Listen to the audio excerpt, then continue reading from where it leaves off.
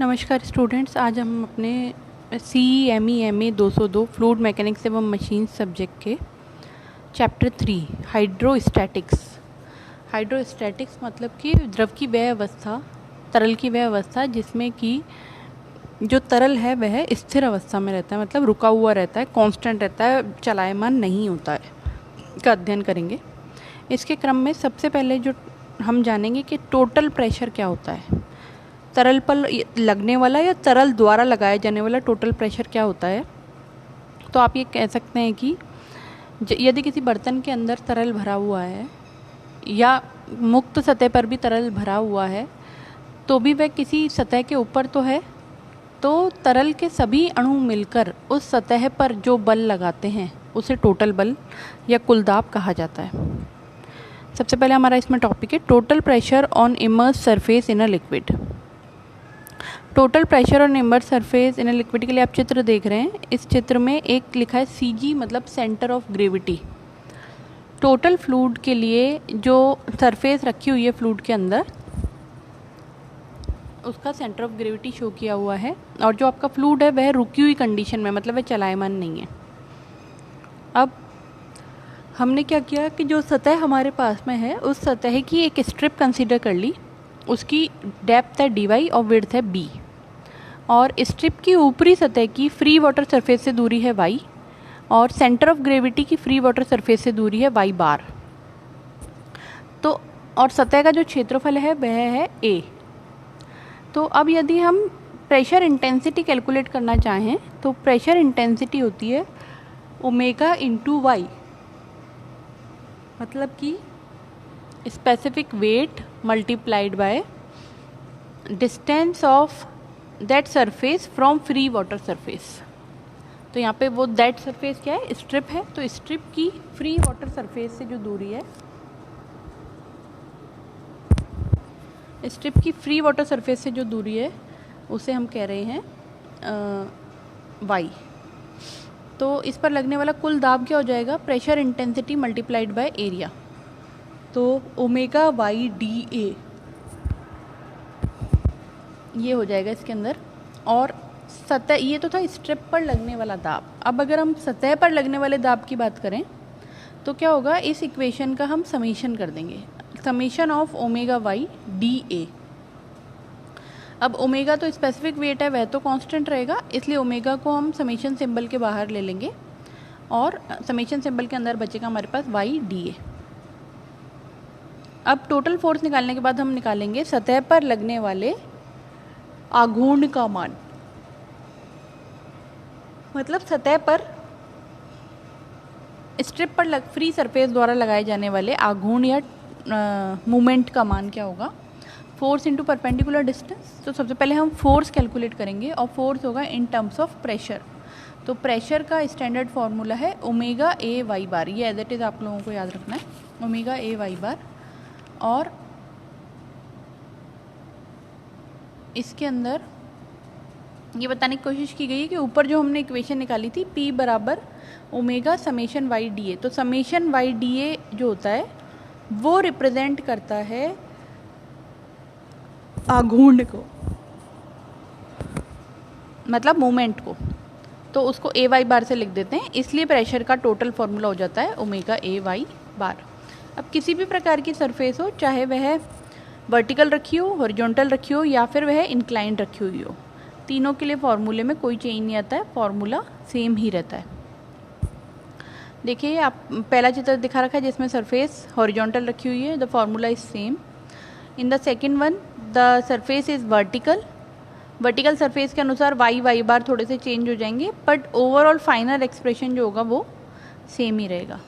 और तीसरा है इंक्लाइंड सरफेस, इंक्लाइंड सरफेस के लिए ये देखिए सरफेस इंक्लाइंड है और इसकी स्ट्रिप भी हमने इंक्लाइंड कंसीडर करी है। इसमें दो बिंदु हैं G और CP, G मतलब सेंटर ऑफ ग्रेविटी, CP मतलब सेंटर ऑफ प्रेशर।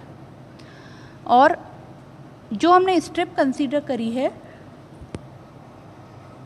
उसके 90 डिग्री पर एक परपेंडिकुलर प्लेन भी कंसीडर किया, आभासी प्लेन है ये।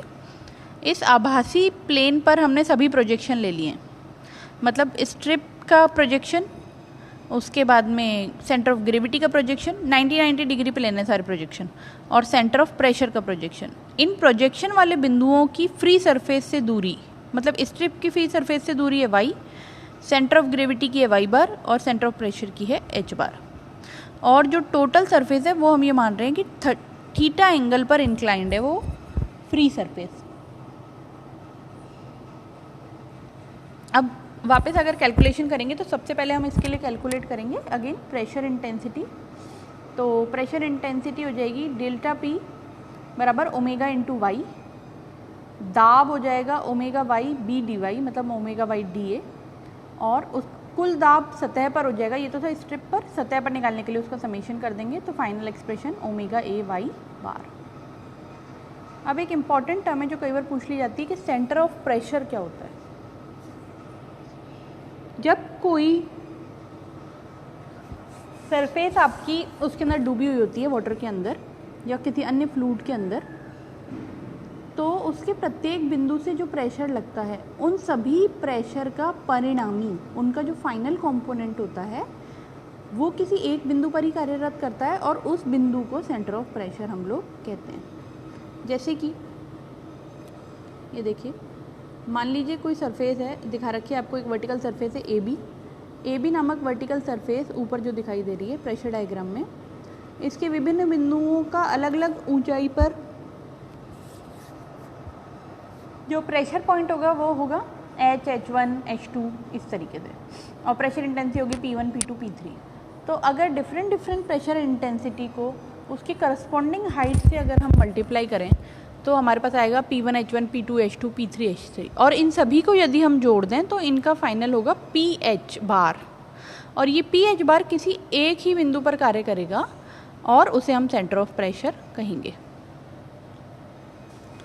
देन हमारा नेक्स्ट टॉपिक है centre of pressure for vertically immersed surface. Vertically immersed surface मतलब कोई सरफेस रुके हुए पानी के अंदर वर्टिकल अवस्था में रखी हुई है, तो उस पर सेंटर ऑफ प्रेशर का मान कैसे कैलकुलेट किया जाएगा।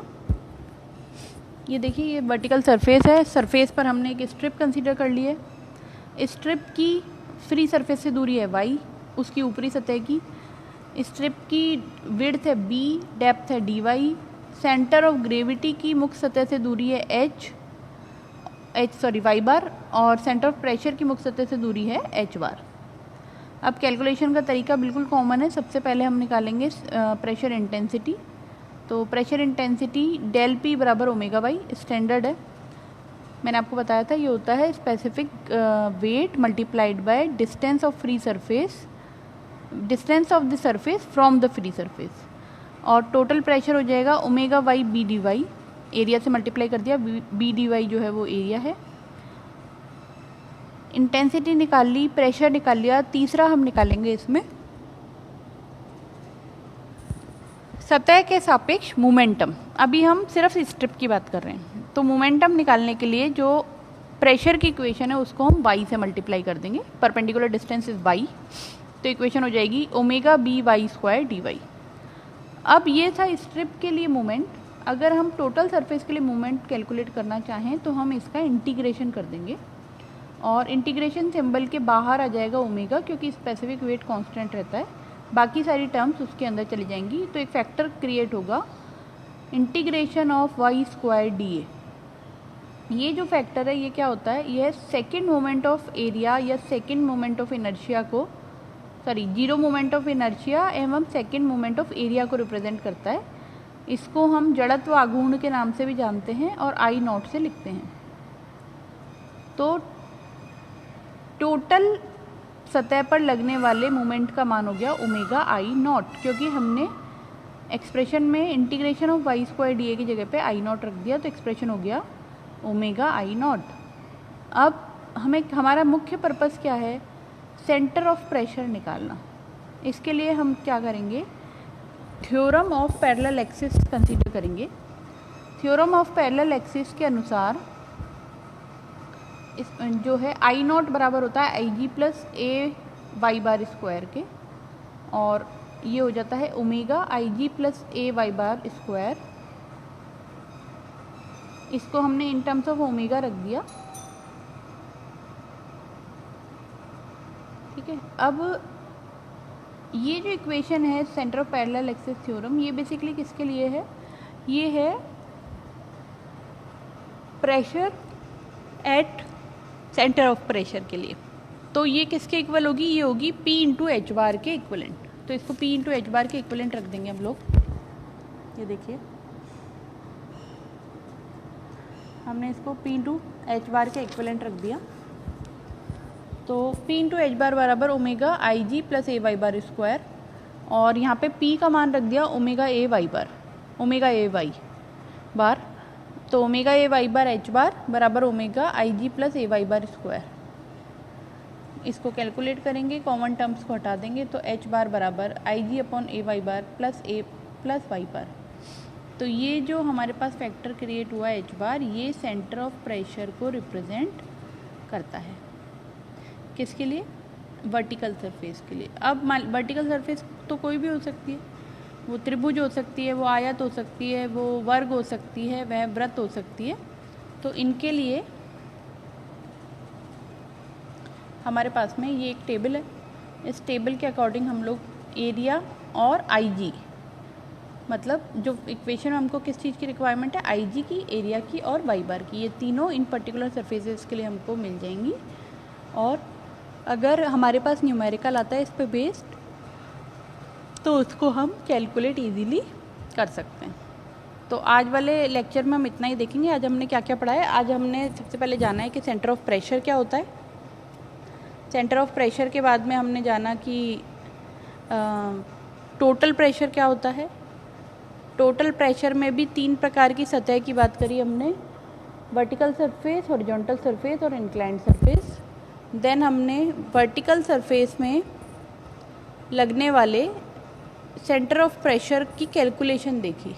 इसकी कैलकुलेशन करने के लिए हमने क्या क्या किया? एक पूरी सरफेस ली, सरफेस को वर्टिकली रखा पानी के अंदर, उसकी एक स्ट्रिप को कंसीडर किया, उसकी स्ट्रिप की फ्री फ्लोइंग वाटर सरफेस से दूरी निकाली y। Then centre of gravity और सेंटर ऑफ प्रेशर हमने पहले से अज्यूम कर लिए थे। सेंटर ऑफ ग्रेविटी की फ्री फ्लोइंग सरफेस से दूरी हुई y बार, और सेंटर ऑफ प्रेशर की फ्री फ्लोइंग सरफेस से दूरी हुई h बार। इस प्रकार से ये तीनों डिस्टेंस लेने के बाद में फिर हमने सबसे पहले निकाला प्रेशर इंटेंसिटी, जिसका मान होता है ओमेगा वाई, और प्रेशर इंटेंसिटी को आधार मानते हुए हमने निकाला उस पर लगने वाला दाब, स्ट्रिप पर लगने वाला दाब। तो वो हो गया, दाब होता है प्रेशर इंटेंसिटी इंटू एरिया, और एरिया है b into D Y, strip का एरिया है विड्थ इंटू डेप्थ, उससे मल्टीप्लाई किया। फिर स्ट्रिप पर लगने वाले आघूर्ण का मान निकाला, उस पर लगने वाले मोमेंट का मान निकाला, तो अगेन एक y से मल्टीप्लाई किया। ये टोटल फैक्टर बना omega D Y, sorry omega Y square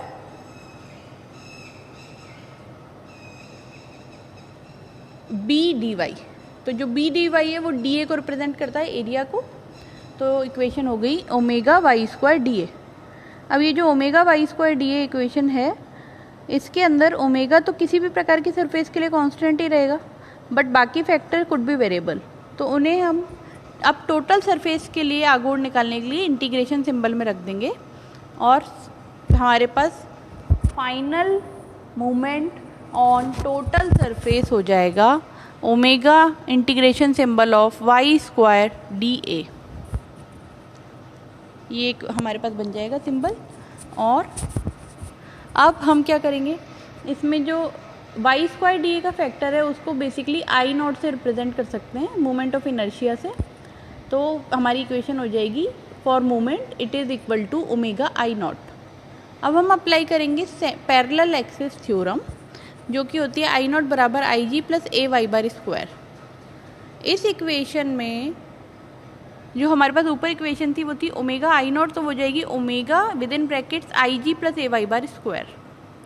और ये टोटल हमारे किसके इक्विवेलेंट होगा? ये इक्विवेलेंट होगा हमारे P इंटू एच बार के, क्योंकि सभी प्रकार के दाबों को बैलेंस करेंगे हम। तो P इंटू एच बार जो है फैक्टर, उसमें P का मान रखेंगे omega A Y bar, total pressure on any surface under liquid और वाटर और फ्लूइड, जो हमने पहले कैलकुलेट करी है। That is equal to P बराबर ओमेगा ए वाई बार, वो कैलकुलेट हो जाएगा।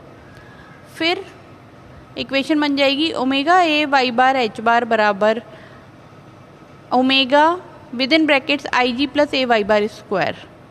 इसमें से कॉमन टर्म्स को हम काट करके हटा देंगे और वो हटाने के बाद में जो फाइनल एक्सप्रेशन हमको प्राप्त होगा वो होगा एच बार बराबर I G upon A Y bar plus Y bar whole square,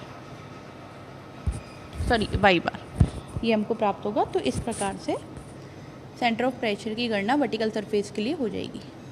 धन्यवाद।